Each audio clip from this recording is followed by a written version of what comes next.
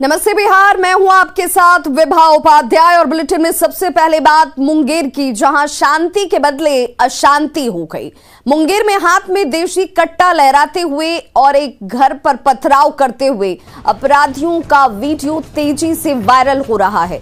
ये वीडियो कासिम बाजार थाना क्षेत्र के मकसरपुर मोहल्ले का है।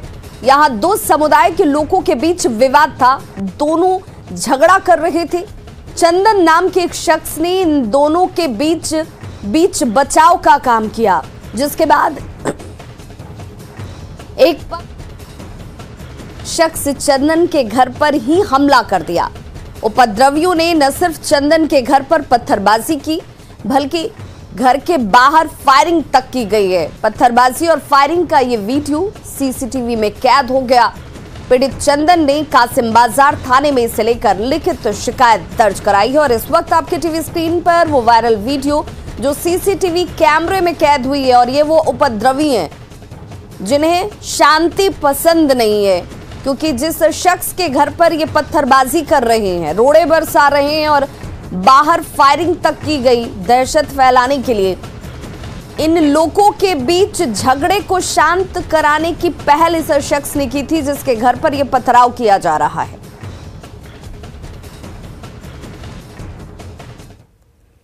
अगली बड़ी खबर गोपालगंज से आ रही है, जहां छात्रा को चाकू मारने के मामले में आरोपी को गिरफ्तार कर लिया गया है। नाबालिग बताया, अब उसे बेहतर इलाज के लिए गोरखपुर भेजा गया। घटना के बाद गांव में तनाव की स्थिति है, जिसे लेकर भारी संख्या में पुलिस बल की तैनाती कर दी गई है।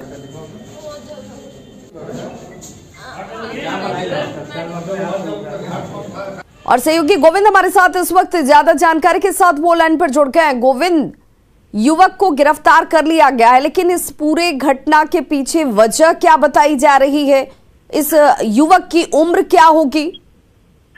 विभा, अभी ये बताया जा रहा है कि युवक फिलहाल नाबालिग है और ये जो आरोपी युवक है उस लड़की के जो जहाँ लड़की पढ़ती है जिस मकतब में, उसी में यह लड़का युवक भी जो है, बच्चा भी है जो पढ़ाई करता था। और इसके आचरण को लेकर वहां के शिक्षकों ने कुछ माह पहले विद्यालय से निकाल दिया था। उसके बाद से कल जो सुबह लड़की जब जा रही थी, छात्रा जब मकतब में जा रही थी पढ़ाई करने के लिए, तो ये जो नाबालिग युवक है इसने छेड़खानी किया था, जिसकी शिकायत छात्रा ने अपने शिक्षकों से जाकर की थी। शिक्षक ने इस मामले में जो है संज्ञान लिया था और आरोपित युवक को बुलाकर पिटाई भी की थी, जिसके बाद से ये युवक अपने 3-4 साथी के साथ पहुंचा और जैसे ही मकतब की छुट्टी हुई, वहां से जो छात्राएं बाहर निकली तो उस एक छात्रा को जो है आरोपित ये युवक जो है पकड़ लिया और चाकू से वार करने लगा। फिलहाल गांव में तनाव की स्थिति बनी हुई है। पुलिस पूरे इलाके में चौकसी बढ़ा दी है और आज मकतब खुलेगा। उसके बाद से जो पुलिस उस मकतब के जो शिक्षक है उनसे भी पूछताछ करेगी और पूरे घटना की जानकारी लेगी कि क्या कुछ कल हुआ था। चलिए, बहुत बहुत शुक्रिया गोविंद इस तमाम जानकारी के लिए। गुड्डा नाम है। कहाँ का है गुड्डा? प्रतापपुर। और किनका लड़का है? उसका पापा का नाम नहीं पता। अचानक चाकू से मारा? हाँ। स्कूल से बदतमीज लड़का है। हाँ हाँ। क्यों मार दिया? एक लड़की थी, फ्रेंड, उसका हेल्प कर रही थी, इसीलिए वो उसे प्रपोज कर रहा था और फिर मैं सर के पास कंप्लेन करवा दी उसके साथ मिलके, इसीलिए। और वो भी पढ़ता है स्कूल में? वो स्कूल में नहीं पढ़ता सर, उसे निकाल दिया उस स्कूल से। अच्छा, उसको निकाल दिया गया। क्या नाम था उसका, फिर से बता दो? गुड्डा। सरकार और प्रशासन की लाख सख्ती के बावजूद शराब की तस्करी और शराब पीने पिलाने का सिलसिला थमता नजर नहीं आ रहा। आपको एक तस्वीर दिखाने जा रहे हैं। इन तस्वीर को जो आप इस वक्त अपने टीवी स्क्रीन पर देख रहे हैं, ये तस्वीर भागलपुर रेलवे स्टेशन परिसर की है। भागलपुर रेलवे स्टेशन परिसर में शराब की एक दो नहीं बल्कि कई बोतलें प्रशासन को चुनौती दे रही हैं। शराब की इन बोतलों को देखकर सहज रूप से अंदाजा ये लगाया जा सकता है कि स्टेशन परिसर के अंदर महफिल सजती है, जमकर जाम छलकाए जाते हैं। जबकि स्टेशन परिसर के पास ही पुलिस चौकी है, वहीं आरपीएफ और जीआरपी का बैरक मात्र 100 मीटर की दूरी पर है। फिर भी भागलपुर स्टेशन परिसर शराबियों का अड्डा बन गया है। भागलपुर रेलवे स्टेशन परिसर का जायजा लिया हमारे संवाददाता विकास सिंह ने। सरकार बिहार में शराबबंदी का दावा करती हो, लेकिन तस्वीरें कुछ और बयां करती है। अभी मैं भागलपुर रेलवे स्टेशन परिसर में मौजूद हूं और यहां पर आप देख सकते हैं कि लोगों का जो है, यात्रियों का चहल पहल जो है शुरू है। और इस तरह में भागलपुर रेलवे स्टेशन परिसर के अंदर शराब की एक नहीं, दो नहीं, तीन नहीं, लगभग कई सारी बोतलें जो है वो भागलपुर रेलवे स्टेशन परिसर के अंदर पड़ी हुई है। आप तस्वीर देखकर सहज अंदाज़ा लगा सकते हैं कि किस तरह से बिहार में शराबबंदी कानून वो जो है प्रभावी है। तस्वीरें साफ बयां कर रही है ये शराब की बोतलें और ख़ासकर ये डिस्पोजेबल ग्लास और उसके बगल में चखने का थाली। ये तस्वीरें भागलपुर रेलवे स्टेशन परिसर के अंदर का है। हम आपको बता दें कि यहाँ से जो है 30 मीटर की दूरी पर पुलिस का बैरक है और यहाँ से 100 मीटर की दूरी पर आरपीएफ और जीआरपीएफ का बैरक है। ऐसे में पुलिस प्रशासन के नाक के नीचे लोग शराब पीकर आसानी से चले जाते हैं। जिला प्रशासन और पुलिस प्रशासन को इसकी भनक तक नहीं लगती है। इससे यह सहज अंदाज़ा लगाया जा सकता है कि बिहार में किस तरह से शराबबंदी कानून प्रभावी है। विकास कुमार सिंह, न्यूज़ 18 भागलपुर। और बड़ी खबर राजधानी पटना से, आज जूनियर डॉक्टर कार्य बहिष्कार करेंगे। जी हां, पीएमसीएच समेत सभी 9 मेडिकल कॉलेजों में काम ठप करेंगे। आज जूनियर डॉक्टर्स कार्य बहिष्कार करने वाले हैं। 5 सूत्री मांगों को लेकर उनका ये कार्य बहिष्कार। नीट पीजी की काउंसलिंग की मांग की जा रही है। साथ ही साथ कोविड ड्यूटी के एवज में प्रोत्साहन राशि की भी डिमांड कर रहे हैं। इंटर्न स्टाइपेंड में वृद्धि की बात हो, जूनियर रेजिडेंट की बहाली की मांग हो, इन तमाम मांगों के साथ आज ये जूनियर डॉक्टर जो है वो कार्य बहिष्कार कर रहे हैं। कोविड ड्यूटी के एवज में प्रोत्साहन राशि की मांग इनकी तरफ से की जा रही है। साथ ही साथ जूनियर रेजिडेंट की बहाली की बात हो या फिर स्टाइपेंड में वृद्धि की बात हो, इन तमाम मांगों के साथ पीएमसीएच समेत 9 मेडिकल कॉलेज में काम बंद करेंगे जूनियर डॉक्टर।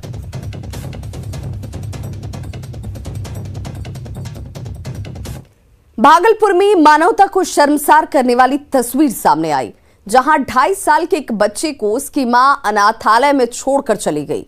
बच्चे की उम्र करीब 2.5 साल थी और वो दिव्यांग था। अनाथालय के लोगों ने बच्चे को देखा और उसकी तबीयत ठीक नहीं थी, जिसके बाद उसे अस्पताल ले जाया गया, लेकिन इलाज के दौरान बच्चे की मौत हो गई।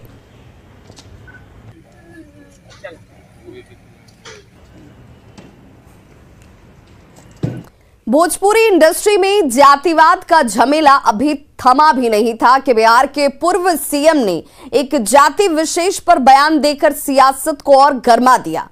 क्या है वो बयान और दूसरे सियासी दलों की क्या है इस पर प्रतिक्रिया, जानिए इस रिपोर्ट के जरिए।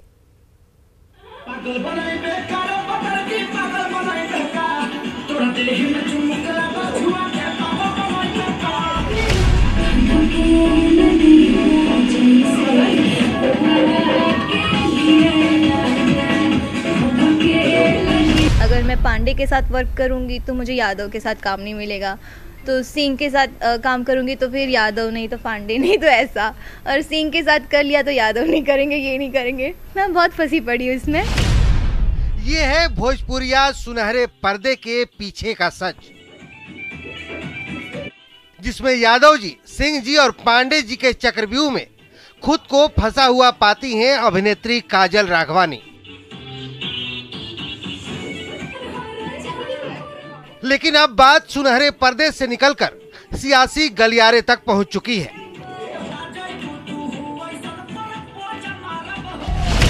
सुनिए ब्राह्मणों के खिलाफ बिहार के पूर्व सीएम जीतन राम मांझी का ये गंदा और आपत्तिजनक बयान, जिसे हम आपको पूरा सुना भी नहीं सकते। सत्यनारायण पूजा का नाम हम लोग नहीं जानते थे, लेकिन साला अब हर जगह हम लोग का टोला में सत्यनारायण स्वामी की पूजा होती है। और इतनों में शर्म लाज नहीं लगता हम लोग का कि आते हैं तो नहीं खाएंगे बाबू, आपको हमको टक्के देंगे। जाहिर है जीतन राम मांझी के इस बयान को सियासत अपनी अपनी चाशनी में भिगोने की कोशिश कर रही है। मांझी के सहयोगी बीजेपी और जेडीयू ने मांझी को मर्यादा समझाया तो कांग्रेस ने फौरन ब्राह्मणों से माफी की मांग की है।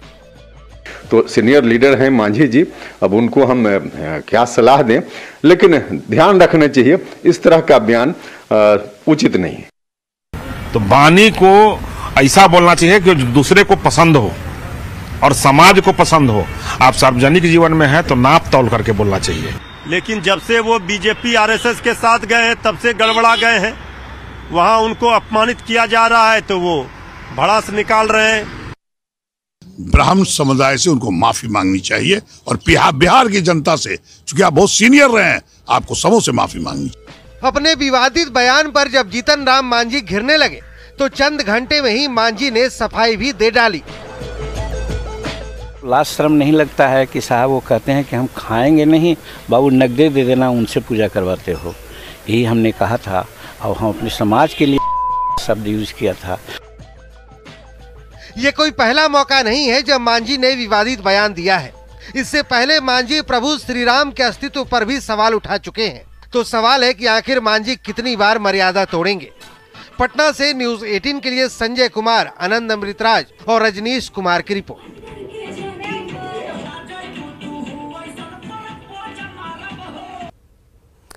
तो मांझी ने पहले सफाई दी, बाद में ट्वीट कर वीडियो को ही झूठा करार दे दिया। मांझी ने ट्वीट किया कि काश दलितों को पीटे जाने पर, उठक बैठक कराए जाने पर, दलितों की हत्या किए जाने जैसे मामलों पर भी ऐसी ही राजनीतिक बयानबाजी होती। दलितों को अपमानित किए जाने के मामलों पर सभी तथाकथित राजनेताओं, कार्यकर्ताओं की घिघी बंध जाती है, पर झूठे वायरल वीडियो पर सब एक साथ बिल से बाहर निकल जाते हैं।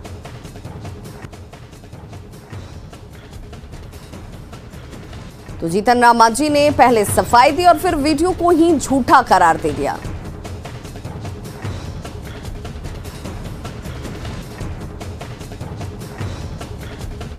बिहार के जल संसाधन मंत्री संजय झा ने कहा है कि जेडीयू दिल्ली में एमसीडी का चुनाव लड़ेगा। खास तौर पर उन इलाकों पर जेडीयू की नजर रहेगी जहां पूर्वांचल के लोगों की संख्या ज्यादा है। उन्होंने ये भी कहा कि पार्टी कितनी सीटों पर चुनाव लड़ेगी ये अभी तय नहीं हुआ है और चुनाव में पार्टी के बड़े नेता प्रचार के लिए भी आएंगे। मार्च में मुख्यमंत्री नीतीश कुमार का भी दिल्ली में कार्यक्रम होगा। नहीं, जो भी परिस्थिति हो, गठबंधन होगा, वो तो नेतृत्व तय करेगा। लेकिन पिछली बार भी अकेले हम लोग लड़े थे एमसीडी चुनाव में, तो वो तो तय होगा जब समय आएगा। लेकिन हम लोग अपना काम ऑलरेडी 5 साल से कर रहे हैं दिल्ली में। पिछला असेंबली चुनाव में भी हम लोग अलायंस में 2 सीट लड़े थे और अच्छा वोट आया था। और इस बार आपको एमसीडी चुनाव में भी हमारी तैयारी चल रही है। और खास करके जहां पूर्वांचल का एक बड़ा आधार है लोगों का, वहां से ज्यादा डिमांड है कि यहां पर आप चुनाव लड़े, तो हम लोग बड़े स्तर पर चुनाव है लड़े। सीट का कोई अप्रोक्सीमेटली नहीं, अभी नहीं बता सकता हूं नंबर। अब तो आज शुरुआत हुई है। जो हमारे प्रदेश के अध्यक्ष है, पार्टी के अन्य नेता हैं, वो लोग बैठ करके तय करेंगे। और आने वाले टाइम में हमारे पार्टी के अन्य नेता भी यहाँ आकर के कार्यक्रम करेंगे। और मार्च में मुख्यमंत्री जी का भी कार्यक्रम दिल्ली में होगा। शेखपुरा नगर परिषद क्षेत्र के इंदाय मोहल्ला में स्टैंड के पीछे वाली जमीन पर पिछले 25 साल से 200 महादलित परिवार झुग्गी झोपड़ी बनाकर रह रहे हैं। अब इन परिवारों को जमीन खाली करने के आदेश दिए गए हैं। इनका यह कहना है कि इस जाड़े में आखिर वो जाएं तो कहां जाएं। तिनका तिनका जोड़कर झोपड़ी बनाई थी, पाई पाई जोड़ा तो सर पर छत आई। अब कहा जा रहा है जमीन खाली करो।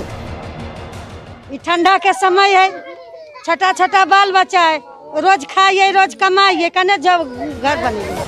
हैरान परेशान ये लोग शेखपुरा के हैं। परेशान हो भी क्यों नहीं, सर से छत छिनने का खतरा जो मंडरा रहा है वो भी करीब करीब 200 परिवारों के ऊपर। ये महादलित परिवार नगर परिषद क्षेत्र के इंदाय मोहल्ले में स्टेडियम के पीछे वाली जमीन पर झुग्गी झोपड़ी बनाकर पिछले 25 साल से रह रहे हैं। अचानक इन्हें नोटिस भेजकर जमीन खाली करने का आदेश दिया गया है। साथ में ये चेतावनी भी दी गई है कि खाली नहीं किया तो कानूनी कार्रवाई की जाएगी। मजबूरी में ये खुद अपना घर तोड़ने को मजबूर है।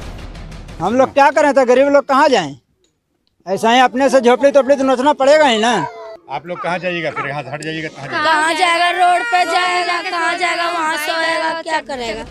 ये सच है कि ये लोग सरकारी जमीन पर बसे हुए हैं, लेकिन सवाल है कि 25 सालों तक कार्रवाई क्यों नहीं की गई? कैसे इनका आधार और वोटर कार्ड बन गया? इससे भी बड़ा सवाल ये है कि अब ये कहाँ जाएंगे? जाड़े की इस कपकपाती ठंड में कैसे दिन रात काटेंगे? न्यूज़ 18 के लिए शेखपुरा से अजीत सिन्हा की रिपोर्ट। तो खबरों का सिलसिला लगातार जारी है, आप देखते रहिए न्यूज़ 18 बिहार झारखंड।